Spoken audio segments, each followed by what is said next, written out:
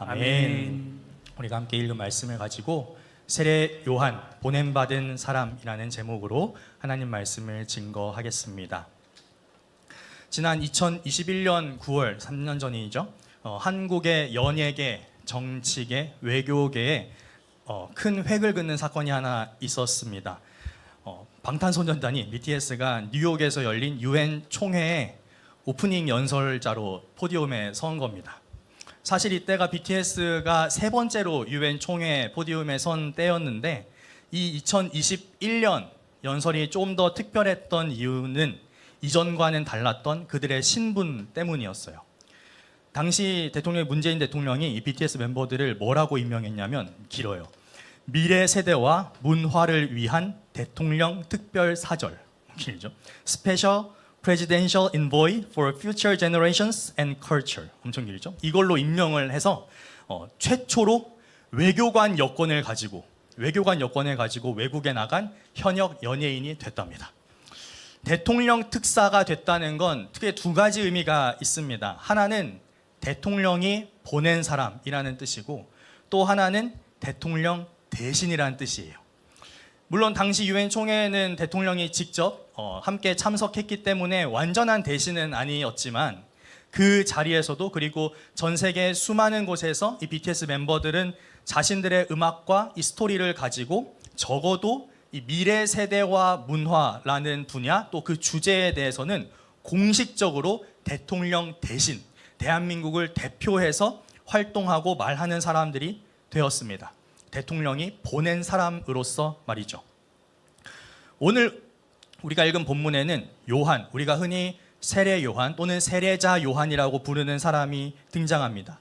그런데 요한 복음을 기록한 사도 요한, 오늘 계속 둘 다 나오기 때문에 잘 구분해서 들으셔야 됩니다. 세례 요한, 사도 요한. 이 요한복음을 기록한 사도 요한은 이 사람을 단도직입적으로 이렇게 소개해요. 하나님께로부터 보내심을 받은 사람.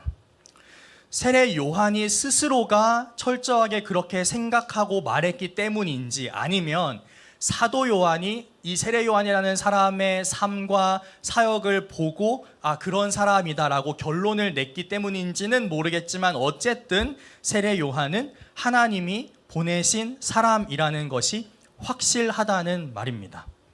성경을 보면 구약시대로부터 많은 사람들이 하나님께로부터 보내심을 받습니다. 출애굽기 3장 10절 한번 읽어볼까요? 시작. 이제 내가 너를 바로에게 보내어 너에게 내 백성 이스라엘 자손을 애굽에서 인도하여 내게 하리라. 누구를 아멘. 보내시는 장면일까요? 모세를 보내시는 장면입니다. 그다음 이사야 6장 8절도 읽어볼까요? 시작. 내가 또 주의 목소리를 들으니 주께서 이르시되 내가 누구를 보내며 누가 우리를 위하여 갈고 하시니 그때 내가 이르되 내가 여기 있나이다 나를 보내소서. 아멘. 누구를 보내시는 장면일까요? 네, 이사야를 보내시는 장면입니다. 개인적으로는 이 말씀이 저에게 콜링의 말씀이었고 어떤 집회에 참석해서 이 말씀을 다 같이 우리가 방금 읽은 것처럼 다 같이 읽는데 이 누가 우리를 위하여 갈고 하시니 하고 나서 그 다음에 그때에 그 글자와 글자 사이가 저한테는 천년 같았어요. 여기서 내가 이 뒤에 말씀을 읽으면 다시는 돌아올 수 없는 강을 건널 것 같은 그런 찰나의 그 콜링이 있었고 그냥 눈 꼭 감고 그때에 내가 이르되 내가 여기 있나이다 나를 보내소서 팍 이렇게 된 거죠. 네. 개인적으로는 그런 부르심의 말씀이었는데 어쨌든 말씀에서는 이사야를 보내시는 장면입니다. 어쨌든 이렇게 하나님은 하나님이 원하시는 때에 하나님이 원하시는 사람을 세상에 보내시는데 예수님이 세상에 등장하시기 직전이라는 이 타이밍에 세례 요한이라는 사람을 보내셨다는 거죠. 이 보냄을 받았다라는 이 스테이트먼트는 단순히 어떤 행위만을 말하고 있지는 않습니다. 이 말은 필연적으로 보냄을 받은 사람과 보낸 사람의 이 두 존재의 관계를 담고 있는 말입니다. 그렇다면 보냄을 받은 사람이 있고 보낸 사람이 있다면 둘 중에 메인은 누굴까요? 보낸 사람이죠. 왜요? 보냈기 때문에 보냄 받을 수 있으니까. 이게 있어야 이게 있을 수 있기 때문에 보낸 사람이 메인입니다. 즉 보냄 받은 사람은 보낸 사람의 주권과 뜻에 맞게 그 결정에 따라서 보낸 사람을 위해서 움직여야 됩니다. 그러니까 보낸 사람의 기준에 따라서 잘 움직였냐, 그 사람의 뜻에 따라서 잘 행동했냐가 이 보냄 받은 사람이 잘 했냐 못했냐, 제대로 했냐 안 했냐를 평가하고 판단하는 척도가 되겠죠. 결론적으로는 보냄 받은 사람은 보낸 사람의 자리를 차지하면 안 되고 그럴 수도 없다는 겁니다. 사실 세례 요한이라는 사람은 그 당시에 엄청난 인기를 갖고 있던 사람이었습니다. 제가 BTS를 괜히 얘기하는 게 아닙니다. 그만큼 그 세계에서는 그 정도로 인기가 있던 사람입니다. 작년에 금요일 때도 제가 세례 요한 말씀 한번 드린 적이 있었는데, 당시에 유대인 지도자들, 특히 정치권에서 촉각을 곤두세우고 동태를 파악하던 사람이 바로 이 사람이에요. 뭐요? 이 사람만 우리 편 돼주면 모든 사람이 우리 편 될 수 있어, 이런 거죠. 이 사람만 우리 당에 영입하면 수많은 사람들의 표를 우리 거로 만들 수 있어, 딱 요겁니다. 그래서 세계 곳곳에서 BTS를 알아주고 그들의 나라인, 물론 모든 멤버가 다 대한민국 사람은 아니지만 그들의 출신인 대한민국을 알아주는 것처럼 그 당시에 뭐 이런 거예요. 내가 요단강에서 요한한테 세례받은 썰 푼다. 요 한마디면 많은 사람들이 그 얘기 들어주는 거예요. 와, 너 대단하다. 어떻게 그 줄을 다 뚫고 가가지고 세례를 받았냐. 이렇게 얘기를 들어줄 만큼 유대인들 사이에서는 슈퍼셀럽이었다는 말이죠. 그는 그의 설교와 이 세례 사역을 통해서 어둠 속에 살아가던 수많은 사람들의 그 마음을 뒤흔들고 스트롤한다고 하죠. 막 뒤젓는 거예요. 그냥 가만히 있지 못하게 만드는 거예요. 그래가지고 어떻게 하는 거예요? 그 사람들이 하나님을 바라보고 하나님께 돌아오게 했습니다. 그런데 그러다 보니까 세례 요한의 의도나 그의 본심과는 상관없이 그 사람을 빛이라고 오해하는 사람들이 생겨났습니다. 그가 이 어두운 세상을 밝혀줄 그 빛은 아닐까? 그가 이 로마 제국으로부터 이스라엘을 회복시키고 해방시킬 그 히어로는 아닐까? 그가 우리에게 참 자유와 평안을 가져다 줄 그 메시아 그리스도가 아닐까? 그가 하나님이 보내신 그 사람, the man, 그 사람은 아닐까? 하지만 사도 요한은 분명하게 선언합니다. 오늘 본문 8절 같이 읽어보겠습니다. 시작.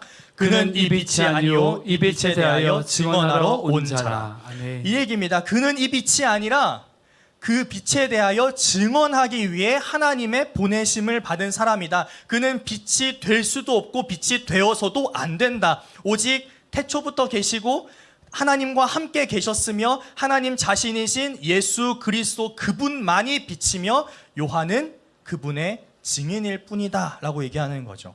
여기에서 우리는 자연스럽게 하나님께서 요한을 보내신 분명한 이유와 목적이 있다는 것을 생각할 수 있습니다. 하나님이 요한을 왜 보내셨다고요?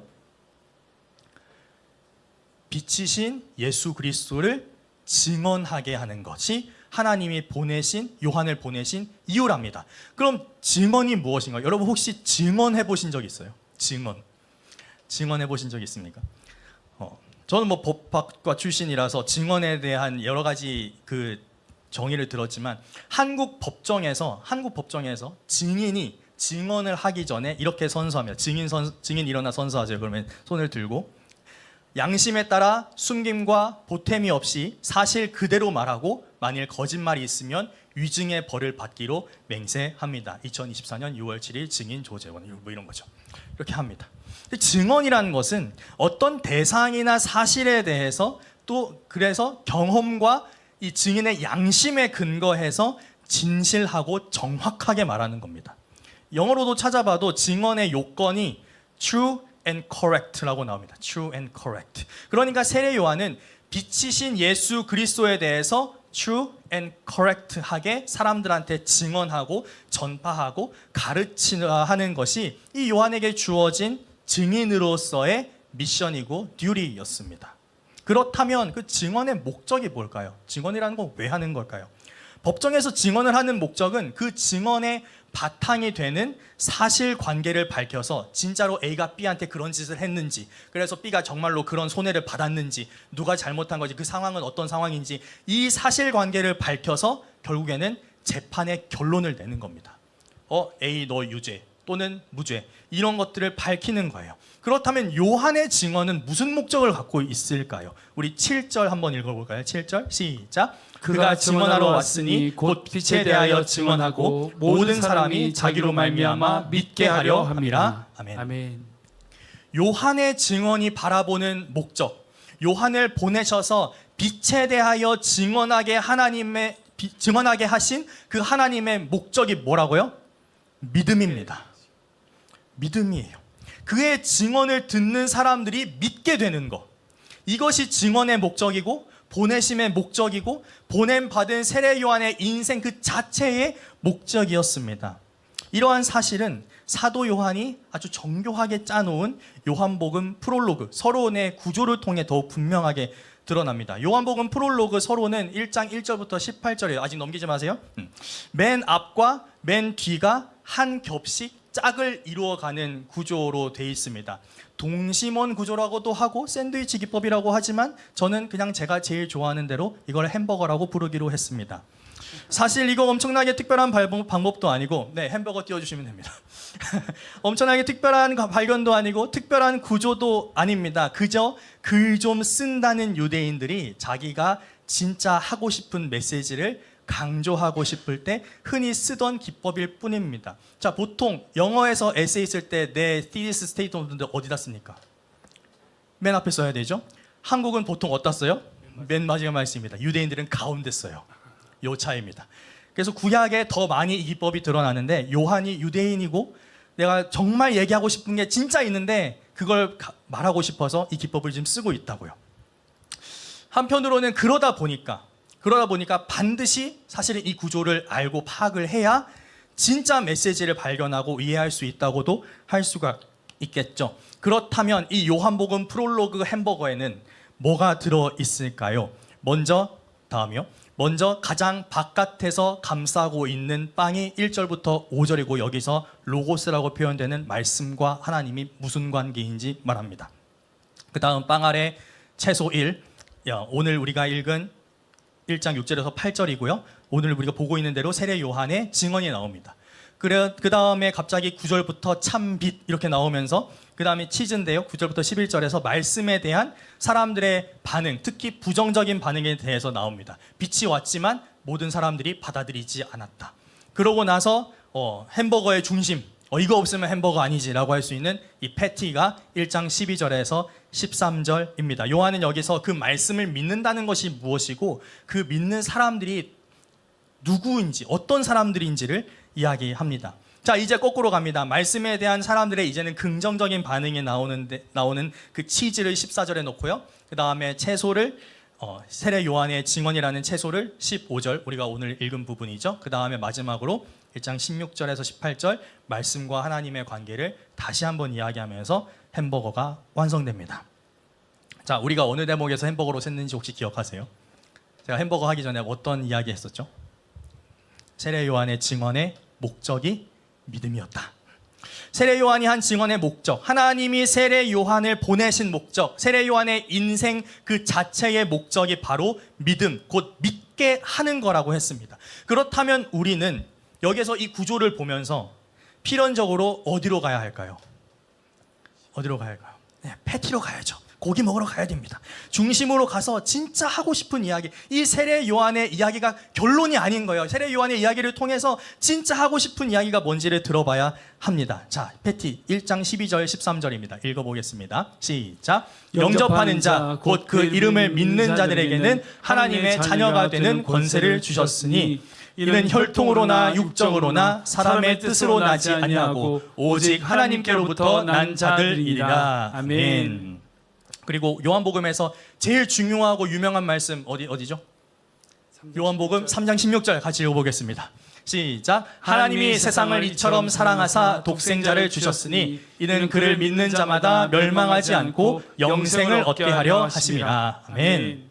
자, 믿음이란 건 세례 요한의 증언의 목적이 믿음이라 했습니다. 그럼 믿음은 무엇인가? 믿음은 우리의 어떤 특정한 행위가 아닙니다. 믿음은 그러니까 직접으로 어떤 사실에 대해서 동의하는 게 아닙니다. 믿음은 하나님의 자녀가 되는 것이고요. 믿음은 영원한 생명을 얻는 겁니다. 한마디로 요약하면 믿음은 하나님과의 영원한 관계 안으로 들어가는 겁니다. 하나님께서 우리에게 예수 그리스도의 그 십자가와 그 부활과 그 모든 일들을 통해서 우리에게 보내신 그 인비테이션에 우리가 응답해서 그분과의 영원한 관계 안으로 들어가는 거예요. 믿음은 그래서 철저하게 하나님을 신뢰하고요. 믿음은 하나님 말씀에 복종하고 하나님과 사랑을 나누고 하나님과 동행하는 하나님과의 관계 그 자체입니다. 그러니까 너 믿음 있어? Do you have a faith in Jesus Christ라고 할 때 그 말은 그냥 너 교회 다녀? 아니면 너 예배 드려가 아니라 너 예수님이랑 관계 있어? 예수님 알아? 제대로 알아? 진짜 그분과 동행해? 그분 사랑해? 그분이 너희를 위해서 어떤 일을 했는지 알고 있어? 이 모든 것들입니다. 그러니까 세례 요한은 자신의 인생이라는 짧은 시간을 통해서 수많은 사람들이 하나님과의 이 영원한 관계 안으로 들어갈 수 있도록 자신이 만나는 사람들에게, 아니 자신이 만나는 사람들마다 예수 그리스도를 증언했다는 말입니다. 요한 자신이야말로 예수 그리스도만이 진짜 빛이고 진짜 생명임을 자기가 먼저 믿고 받아들여서 그분과의 관계 안에 거하고 있었기 때문입니다. 언제부터요? 엄마 뱃속에 있을 때부터. 예수님 임신한 마리아가 나타났을 때 엘리사벳 복중에서 뛰놀았대요. 대단한 거 아닙니까? 태어나지도 않았는데 이미 이 사람은 하나님의 보내심을 받아 예수 그리스도를 존재를 인식하고 그분과의 관계 안에 있었습니다. 자, 이제 사도 요한이 기록한 이 세례 요한의 이야기를 읽고 듣는 우리는 이제 무엇을 생각하고 어떻게 반응해야 할까요? 한 가지 전제를 깔고 싶은 것은 이 말씀에 대해서 이 세례 요한의 어떤 부르심, 그 모든 예수님의 행적 이것에 대해서 우리가 반응하는 것은 말 그대로 반응입니다. 우리가 계속해서 하나님의 마음에 합한 사람이라는 주제로 이 성경의 인물들을 한 사람씩 살펴보고 있지만 우리의 출발점은 하나님의 마음에 합한 사람이 되기 위해서가 아닙니다. 우리는 그런 자격을 갖출 수 없어요. 우리가 무슨 짓을 해도 하나님의 마음에 합한 사람이라는 자격을 갖출 수 없습니다. 우리는 그저 아까 우리가 얘기한 대로 믿음이라는 하나님과의 영원한 관계 안으로 들어갈 때 하나님의 마음에 합한 사람이 사실은 됐다고 고백합니다. 그렇게 부름 받았다. 내가 말도 안 되지만 자격 없지만 은혜로 나에게 그 신분이 주어졌다고 고백합니다. 그래서 우리가 이 말씀을 보면서 할 수 있는 건 그저 반응일 뿐이에요. 나는 절대 하나님 마음에 합할 리가 없는데 근데 그렇게 부르셨다고? 그렇구나. 그럼 내가 그답게 살아야지라는 반응일 뿐이죠. 그래서 우리가 이 사도 요한을 바라보면서 하나님의 마음에 합한 사람답게 반응하기 위한 첫 번째는 뭐냐면 우리의 정체성을 새롭게 하는 것입니다. 한번 따라해 볼까요? 우리는 하나님의 보내심을 받은 사람들입니다. 아멘. 하나님께서 우리 한 사람 한 사람을 창조하셔서 이 세상에 보내셨습니다. 믿으십니까? 아멘. 그리고 미국의 클리블랜드에 우리 교회에 각각의 가정과 학교와 직장에 보내셨습니다. 이것도 믿으십니까? 네. 매일매일 연장되는 우리의 생명은 사실 누군가의 원함이나 우리의 원함으로 유지되는 게 아닙니다. 매일매일 우리가 발 디디고 살아가는 이곳 또는 그곳은 우리의 원함과 우리의 의지로 서 있는 곳이 아닙니다. 매일매일 우리와 관계하며 살아가는 사람들은 우리의 취향이나 우연으로 만나는 것이 아닙니다. 심지어 오늘 우리가 여기에 있는 것도 다 하나님이 우리를 보내셨기 때문입니다. 사랑하는 여러분, 하나님께서 우리를 보내셨습니다. 이것이 우리의 정체성입니다. 제가 말씀드렸지만 보내심은 단순한 행위에서 끝난 행위가 아니라고 했습니다. 관계라고 했습니다. 그렇기 때문에 하나님이 우리를 보내셨다는 것이 우리의 정체성이 될 수 있는 겁니다. 우리가 오늘 어디에 있든지 하나님이 나를 보내셨음을 믿고 나를 보내신 하나님을 신뢰하는 것이 우리가 꼭 품어야 할 믿음입니다. 집에서도, 학교에서도, 직장에서도, 교회에서도, 그 밖에 사람들과의 모임에서도 하나님께서 나를 여기에 보내셨다라는 사실을 기억하고 나를 보내신 그 하나님을 신뢰하면서 그 말씀을 따를 때 여러분이 마음에 품은 그 정체성이 여러분의 마음과 생각과 행동을 지켜줄 것이고, 여러분을 보내신 하나님은 그곳에서 살아가는 여러분의 삶을 새롭게 하실 거라 믿습니다. 그래서 둘째로 우리가 반응하기 원하는 것은, 따라해 볼까요? 우리는 우리의 삶을 새롭게 해야 합니다. 새롭게 해야 합니다. 아멘. 하나님의 보내심을 받은 사람답게 살아야 합니다. 하나님의 보내심을 받은 사람이라는 정체성을 가지는 것은 한편으로는 나는 빛이 아니라는 것, 내 인생의 주인공은 내가 아니라는 것, 내 인생을 통해서 언제나 반짝반짝 블링블링 빛나야 하는 유일한 존재는 내 인생의 주인이신 예수 그리스도라는 사실을 인정하는 것입니다. 그러니까 하나님의 보내심을 받은 사람답게 사는 것은 결국 예수 그리스도를 높이고 예수 그리스도를 빛나게 하는 삶, 바로 예배하는 삶입니다. 아멘. 하나님을 믿는 사람들이 함께 모여서 이렇게 형식을 갖추어서 예배하는 것만이 예배가 아니라는 사실을 우리가 너무나 잘 압니다. 예배를 정의하는 가장 중요한 요소, 예배를 예배되게 하는 것은 형식이 아니라 하나님을 그 어떤 것보다 가장 exalt하는, 가장 높여드리는 그 마음의 중심이기 때문입니다. 언제든지 어디서든지 하나님을 높여드리려는 이 마음을 가지고 하나님을 높여드릴 수 있는 방법으로 행하는 모든 것이 이 요한복음 4장에서 얘기하는 영과 진리로 드리는 예배입니다. 예배에 참석하는 사람이 예배자가 되는 게 아니라 예배자가 드리는 그 중심과 삶이 바로 예배입니다. 그래서 우리는 우리의 일상 속에서 하나님을 어떻게 예배할 수 있을지, 어떻게 예수 그리스도를 가장 높여드리는 삶을 살 수 있을지 기도하고 묵상하며 치열하게 고민해야 합니다. 지혜를 구하고 답을 찾아내야 합니다. 우리가 이미 일상 속에서 행하는 행동들을 가지고 어떻게 하나님을 높여드릴 수 있을지, 또는 일상 속에서 하나님을 높여드리기 위해서 내가 새롭게 해야 하는 일들을, 새롭게 할 수 있는 일들은 무엇이 있을지, 그리고 일상 속에서 하나님을 높여드리기 위해서 내가 이제 포기하고 그만두어야 할 것은 무엇인지 생각하고 기도하고 실행해야 합니다. 무엇보다도 이 질문들이 성경을 읽고 묵상할 때마다, 기도할 때마다, 그리고 우리가 학교에 가거나 출근할 때마다 솔직하고 진지하게 던져야 할 우리의 질문이 되어야 합니다. 하나님, 내가 어떻게 하면 좋겠습니까? 나를 인도해 주십시오. 왜냐하면 사실 이게 이 메시지의 가장 큰 문제인식이었어요. 왜냐하면 우리가 보냄받은 곳은 우리 마음에 들지 않는 곳일 때가 많기 때문입니다. 하나님께서 우리를 보내신 곳, 우리가 일상 속에서 하나님을 높여드리는 예배의 삶을 살아내야 할 곳은 사실 우리의 마음을 힘들게 하는 일들은 많은데 가슴을 뛰게 하는 일들은 별로 없고, 뭔가 거창한 일들이 일어나는 것도 아니고, 딱히 엄청나게 노력하지 않아도 그럭저럭 하루를 보낼 수 있는 곳입니다. 하나님이 잘 느껴지지도 않고요, 하나님을 높여드리려고 노력하는 사람도 없고요, 내가 크리스찬답게 살지 않는다고 해서 누가 뭐라고 할 사람은 없습니다. 행복을 느끼지도 못하고, 이게 나에게 행복을 하게 만들어 줄 것 같지도 않지만, 그냥 나만 내 할 일 열심히 하고 그냥 양심 지키고 잘 그렇게 살면 적어도 내가 불행해지지는 않을 거라 생각하면서 언젠가 주어질 행복을 막연하게 바라보게 하는 곳입니다. 내가 일 열심히 해서 돈 많이 벌면 어떤 일이 일어나겠지.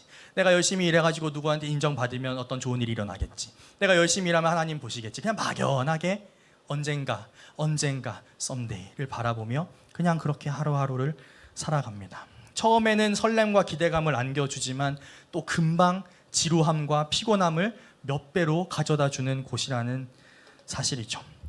그러다 보니까 우리의 마음속에서는 시간이 가면 갈수록 자꾸만 하나님에 대한 불편함이 생기고 의문이 생기고 원망이 생깁니다. 하나님이 보내셨다는 그 정체성까지는 좋은데 보내시는 곳은 왜 다 이 모양 이 꼴인가 모르겠다는 말이죠.